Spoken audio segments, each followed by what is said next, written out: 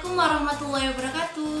Perkenalkan, nama saya Hana Wahidatul Fauzia, NIM 0604032081. Asal saya dari Jombang. Dosen pengampu saya Pak Soleh. Saya dari Prodi Manajemen Pendidikan Islam.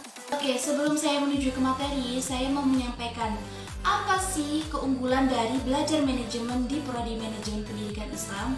Yang pertama adalah dapat meningkatkan citra positif pendidikan. Yang kedua adalah mempelajari ilmu sesuai nilai-nilai agama. Yang ketiga adalah memiliki banyak kompetensi. Dan yang keempat adalah mengasah berpikir kritis. Oke, selanjutnya saya akan menyampaikan sebuah materi yang berjudul Kerangka Tugas dan Tanggung Jawab Manajemen. Pertama adalah prinsip-prinsip manajemen. Dari satu-satunya tokoh yang membahas mengenai prinsip-prinsip manajemen adalah Harry Vanyol. Jadi ada 14 prinsip menurut Harry Vanyol. Yang pertama adalah pembagian kerja. Yang kedua adalah disiplin.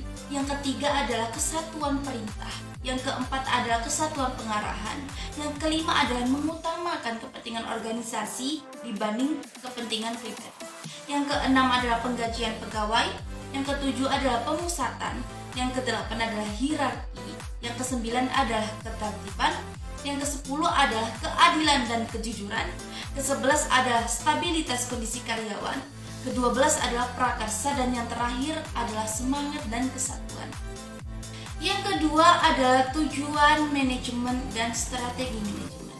Jadi tujuan dalam manajemen ditetapkan secara logis, rasional, dan realistis berdasarkan fakta agar tidak bertentangan dengan nilai-nilai sosial, agama, serta perusahaan-perusahaan ini tetap bermanfaat bagi masyarakat, cukup fleksibel untuk dicapai. Jadi macam-macam tujuan itu terbagi menjadi tipe, ada bidang dan menurut motifnya. Jadi kategori sasaran secara umum yaitu meliputi sasaran strategis, sasaran operasional, jadi sasaran pelaporan, dan sasaran kepatuhan. Jadi pembagian tujuan berdasarkan sudut tinjauan seperti ini dapat kita lihat secara jelas pada uraian berikut. Jadi menurut tipe tujuan itu dibagi atas. Yang pertama adalah profit objektif yang bertujuan untuk mendapatkan laba bagi pemiliknya. Yang kedua adalah service objektif yang bertujuan untuk memberikan pelayanan yang baik bagi konsumen, yang mempertinggi nilai barang dan jasa yang ditawarkan kepada konsumen. Yang ketiga adalah social objektif yang mementingkan nilai guna yang diciptakan perusahaan bagi kesejahteraan masyarakat. Personal objektif, ini yang terakhir ya, menghendaki para pekerja secara individual, ekonomi, sosial, psikologikal mendapatkan kepuasan di bidang pekerjaan dan perusahaan.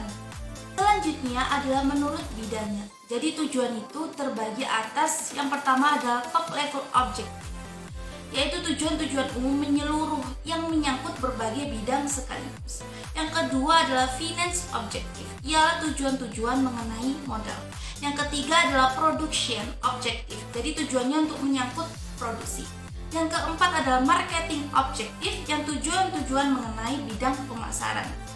Yang kelima adalah office objective, yang bertujuan untuk mengenai bidang-bidang ketatausahaan. Selanjutnya ada menurut motifnya nih terbagi atas. Yang pertama adalah public objective, yang kedua adalah organizational objective, yang ketiga adalah personal objective, yang ketiga adalah tugas dan pekerjaan manajemen. Jadi apa sih tugas-tugas para manajemen ini? Yang pertama adalah memotivasi. Yang kedua adalah manajer harus berusaha memenuhi kebutuhan para bawahannya. Yang ketiga adalah manajer itu harus dapat menciptakan kondisi yang membantu bawahannya mendapatkan kepuasan dalam pekerjaannya. Yang keempat adalah manajer itu harus berusaha para bawahannya untuk bersedia memikul tanggung jawab. Yang kelima adalah manajer itu harus membina bawahannya supaya dapat bekerja dengan efisien dan efektif. Yang keenam adalah manajer itu harus bisa membenahi fungsi-fungsi fundamental manajemen secara baik. Yang terakhir adalah manajemen itu harus bisa mewakili dan membina hubungan yang harmonis dengan pihak luar. Itu saja yang dapat saya sampaikan. Bila ada salah kata, saya mohon maaf. Wassalamualaikum warahmatullahi wabarakatuh.